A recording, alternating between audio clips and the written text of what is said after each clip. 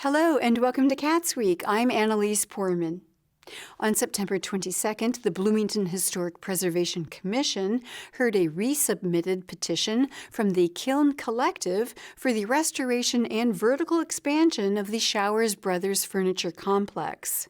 Senior Project Manager Gloria Colombrania introduced the request. So today we are revisiting COA 22-72, in which the Kiln Collective is resubmitting COA 20-13 for restoration and vertical expansion. The COA application requests for the renewal of COA 20-13, which expired this year. There is additional clarification. So we saw this project 2 weeks ago for the people who weren't here. There is additional clarification that the project will be done in 2 phases. The first phase of the project calls for the rehabilitation of the first floor with alterations that open windows in the structure, as well as provide the core structure for the additional stories to come later.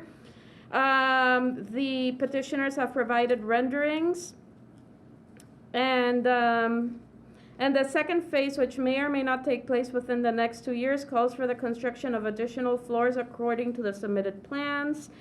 So yes, staff recommends the approval of COA 22-71 to be completed in 2 phases. Here is some additional information. So I included the information from the last meeting and from what was submitted later on. This is the location on the north corner of the Showers Brothers complex, and some imagery of the building as it is now. This is what was originally submitted. I'm going to shrink this. Okay. And this is additional clarification. The proposed redevelopment will occur in 2 phases. The renovation of the existing historic structure, the creation of a circulation space between the 2 existing buildings, and the restoration of the existing brick masonry. A new entrance of the eastern alley will allow accessible access to the building. New openings will be created in the powerhouse on the north side of the building. The potential addition of 2 stories above the existing structure as previously submitted. So that would be the second phase. Petition Representative Mike Trotsky explained why they did not finish the renovations that were initially approved within their allotted 2-year period. Noting that why we're doing this, right? We obviously had some challenges with cost overruns through the pandemic. We ended up wanting to start this project at the beginning, literally the very beginning. We were kind of part of the spring of 2020, and obviously things didn't work out. And so we decided to take it in these 2 phases in order to help mitigate those concerns. Commission member Sam DeSoler asked why the new renderings of the building show brick as the exterior material when wood was on the original rendering. Trotsky said that he was not sure about that detail and he would have to check with the architect. Commission member Duncan Campbell asked for clarification on what exactly the commission would be approving. Colombrania responded. Yeah, no, that's an excellent question. They came back for reapproval because their COA expired due to the passage of time. And so, yes, the COA would be for the entirety of the project, with a possibility, more distinct possibility, that it just stay on phase 1, which would be the first floor. The commission then revisited DeSoler's concerns about the wood to brick variation from the original proposal. Commission member Doug Bruce said that he was glad to see the building being approved, but was also in support of keeping the brick from the original rendering. I could see an approval based on meeting the initial or the other renderings for the phase 2 down the road with the brick on the back, because I hadn't really caught that either. And I think that's something that has to be addressed somehow today if this is going to be approved. And I'm curious to hear a little bit more about what Duncan's going to say about the second floor and the timelines, because I could see what the Kiln Collective is doing is that, look, if there's a chance, as opposed to coming back here, are we happy with this as a single story? And my thought would be do we need more information to have it as this phase 1 because there's a lot of information what it's going to be for phase 2. We've already really approved that once before. So if it doesn't change drastically from that, I don't see why we wouldn't approve that again. But pulling out phase 1 and it may never, the idea that it may never have phase 2, does it change it enough that we have some different ideas and different comments? The commissioners agreed that they would need updated information from the petitioners on the renderings. DeSoler also offered to meet with the petitioners before the next meeting to help. The Commission and the petitioners agreed to extend the application another 30 days so that the Commission could hear the case again at the next meeting. At the Monroe County Public Library Board of Trustees meeting on September 21st, Financial Officer Gary Letelier presented the 2023 budget hearing. I'd like to welcome members of the community to the meeting tonight. The public hearing for the 2023 budget is the library's opportunity to share information about its financial plans for the next calendar year. This hearing is also required by law and must be held at least 10 days before the Library Board of Trustees adopts the budget. The adoption of the 2023 budget will take place at the October 19 board meeting. Letelier walked the public through the projected assessed value of the new Southwest Library branch and what that means for the library's tax rate. So as a taxpayer, the question might come up about how this service expansion is going to impact the property tax bill. So this report shows the trend for the growth in assessed value for all the taxable property in the county for businesses and homeowners since 2012. So looking back 10 years ago, we see that assessed value was at about $6.2 billion. Then for 2013, assessed value increased by a little over $57 million, which was less than a 1% increase. So for the next 8 years, the rate of growth slowly creeps up, and in 2014, the increase was about 1.5%, then 2% in 2018. Then in 2021, assessed value goes up by nearly $500 million, or 6.69%. And in 2022, up about $447 million, or just over 6%. And then in 2023, the increase is about $1.5 billion, or about 18%.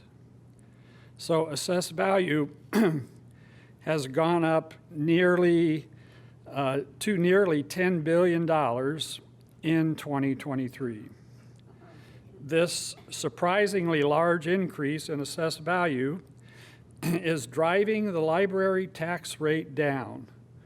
The tax rate will drop from 9.25 cents per $100 of assessed value in 2022 down to 8.38 cents in 2023. Letelier said the budget's revenue is exceeding the budget's expenditures at this moment.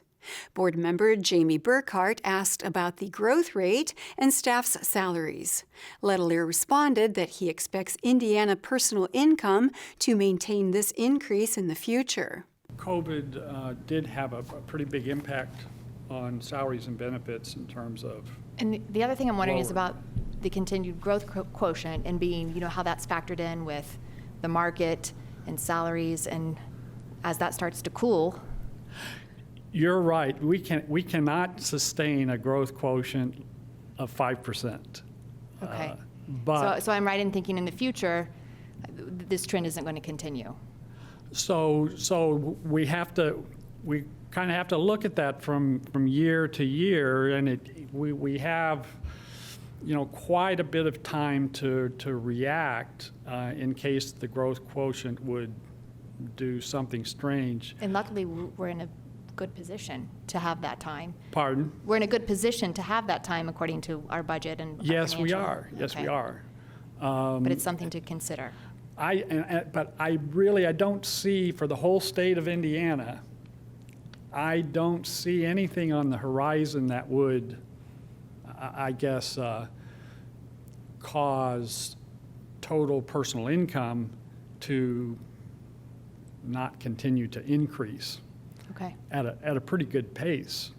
I like hearing that. Littler asked the board to approve another $6 million for this year's budget. So the reason for the request to appropriate an additional $6 million over this year's budget is related to paying for the construction of the new Southwest branch that's in process.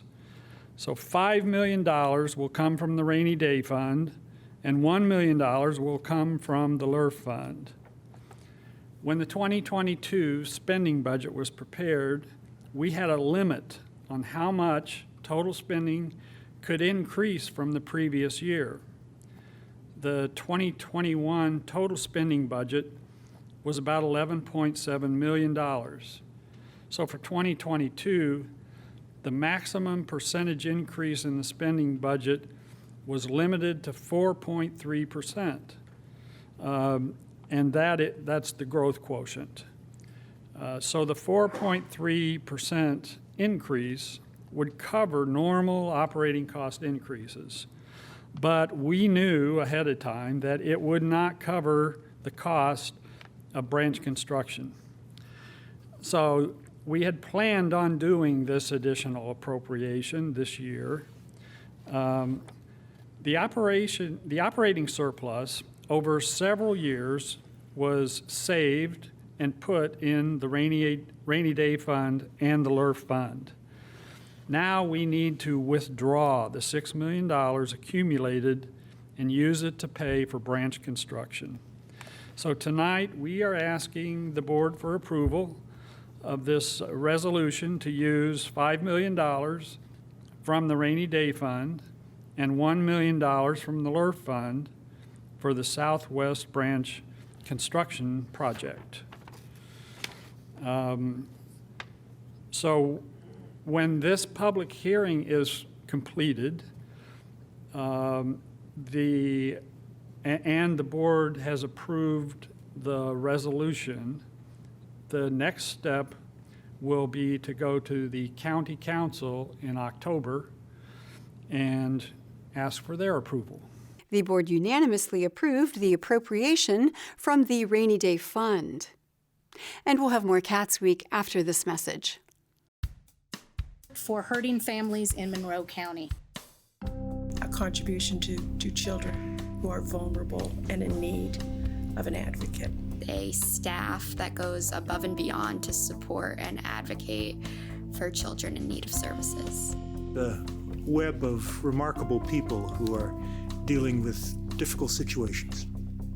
So many young people that are in need of help and trying to find a stable family, a stable place to live. Without the CASAs to make that happen, many of them would be unable to find a good home. I love being that voice for the child who can't speak for themselves in court. It takes me out of my comfort zone, and it also helps others. CASA means supporting our community. Being a CASA is making sure that your village is healthy and whole, and that the children in your village will someday be able to help the village as well. A child who doesn't have a voice, maybe in their family situation or a school situation, now has a voice that can advocate for them. I really enjoy working with children that are going through difficult times and letting them know that I care about their future. We are privileged with our charge of representing the best interest of children. And so therefore we can advocate for exactly what they need without restriction, focusing on their best interest. I want to repair the world one child at a time. Welcome back to CATSweek.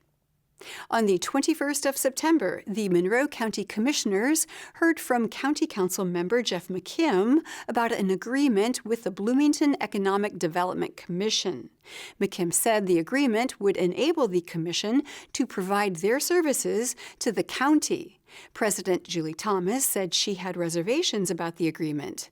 Thomas explained that the council normally says that they do not have the funds to pay for things she deems as higher priorities.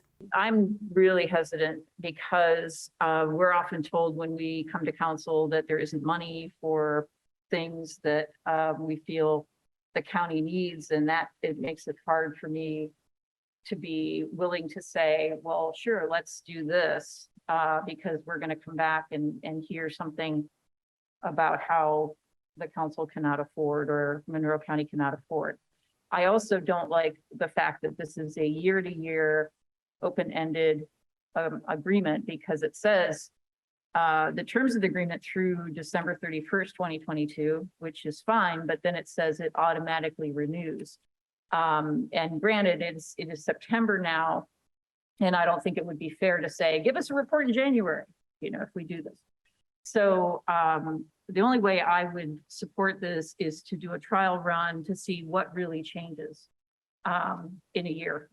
And I would be okay with moving the expiration date to the end of September 2023 with no renewal unless we would have to actively renew it. And that would require, yes, a report.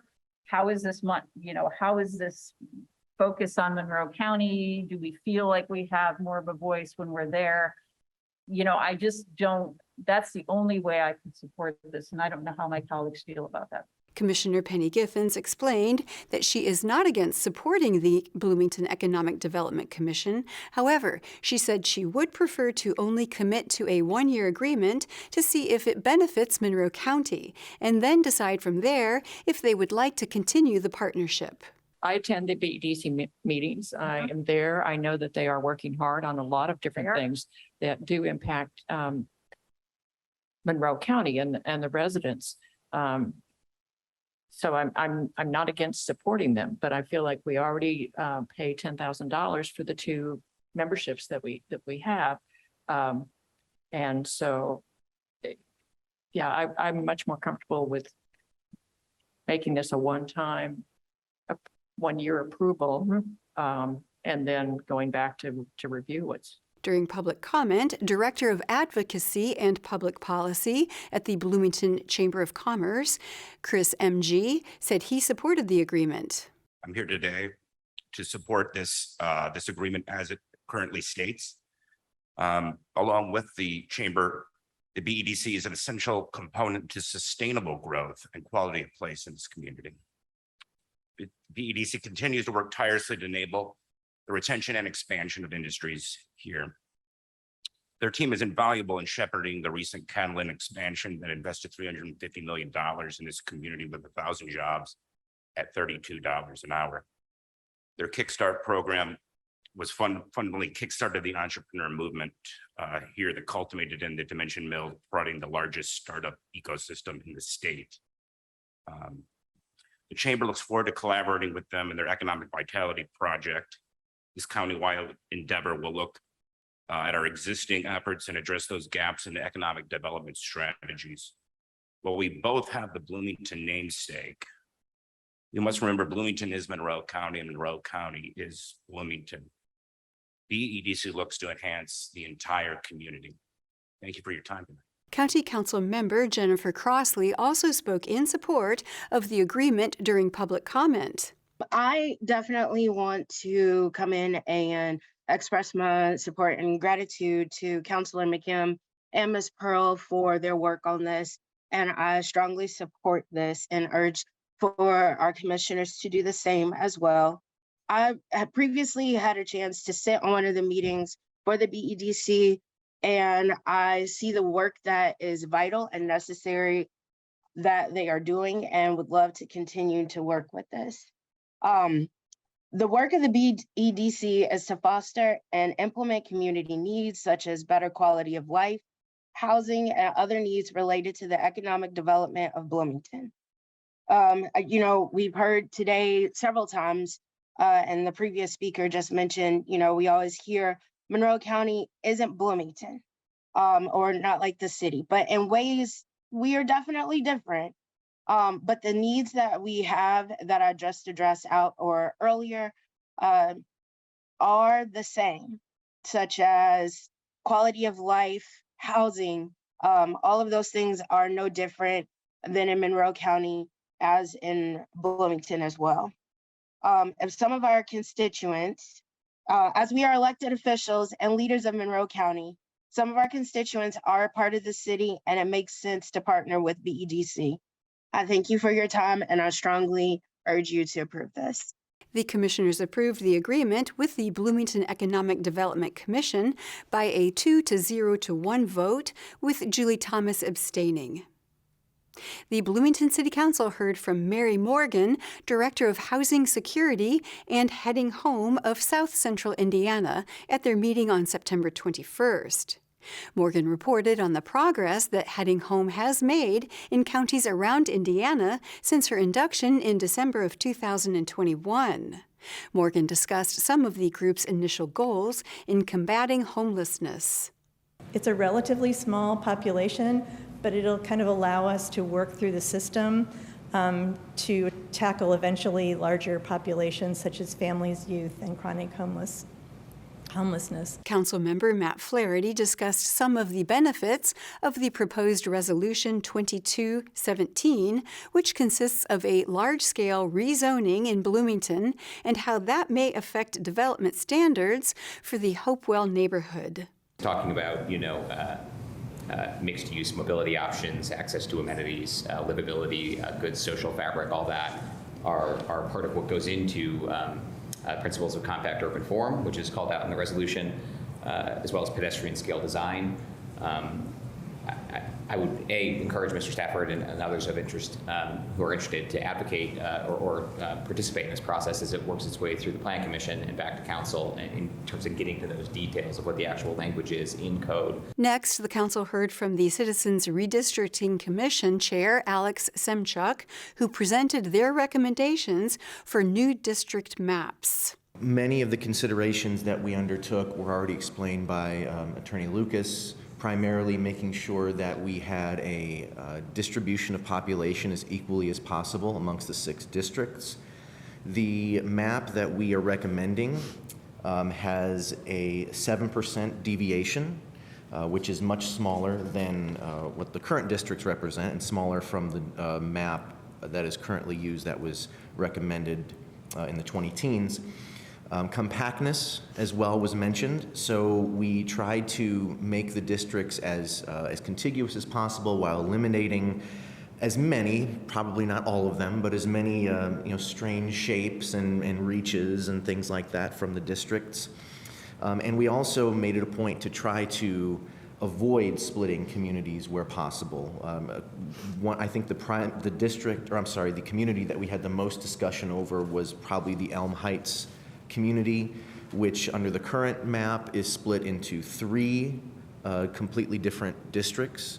I believe the map we've settled on still splits it into 2, but it's much more manageable in that regard.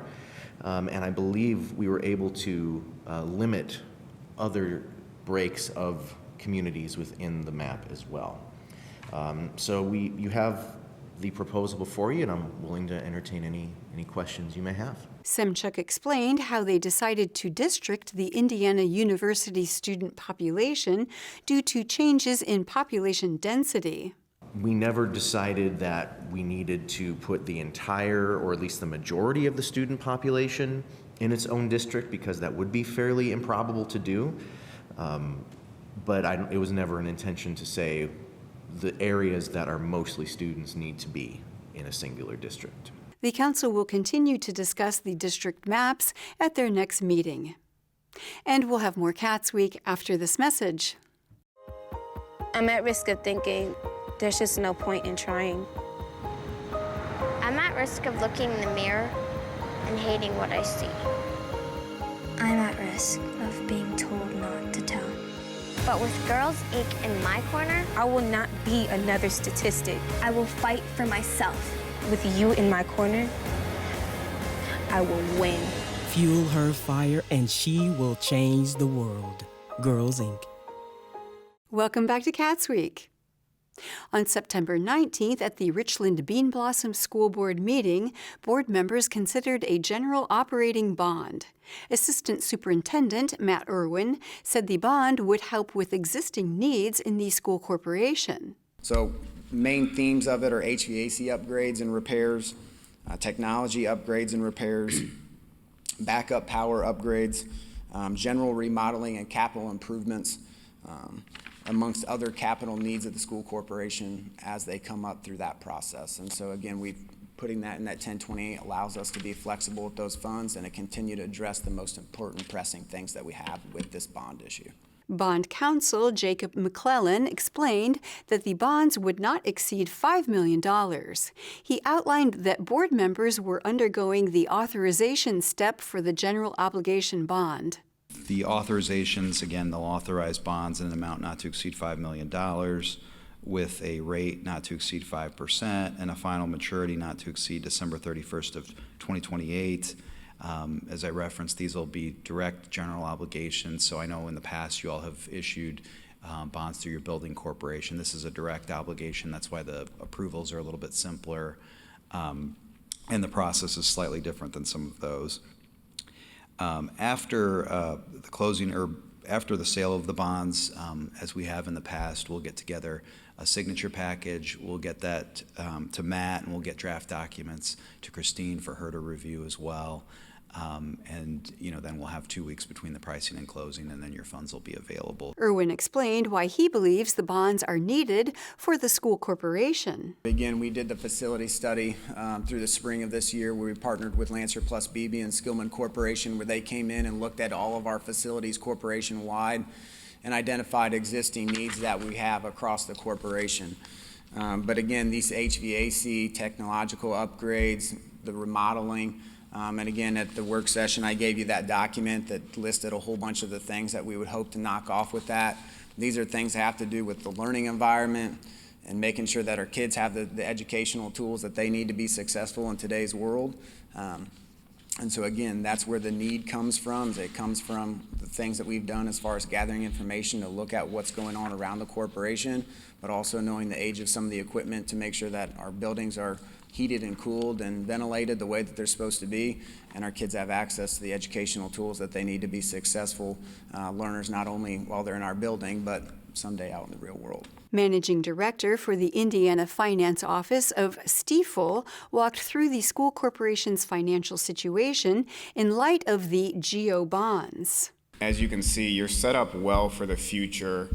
When we're talking about new projects, we want to see this sort of picture where debt is starting to be retired and repaid, and the overall debt payments in the future are coming down each and every year. This sets you and the school corporation up well in the future. If there are additional facility plans, financing needs in the future, you can do so in a tax-neutral manner, meaning the tax rate won't increase. Going to page 3, this shows the repayment of the proposed 2022 GO bonds. A couple things to note. You will see the payment will increase from 2022 to 2023, primarily because of the assessed value growth that the school corporation has seen. The goal here will be to get this repaid in 1 year to lower the interest rate, minimize the interest costs, and again, set the school corporation in a position where it can come back in the future and take advantage of tax rate flexibility if it so chooses at that point. The school board approved the bond resolution unanimously. And that is all for CATSweek. Thank you for joining us. For CATS and WFHB, I'm Annalise Poorman.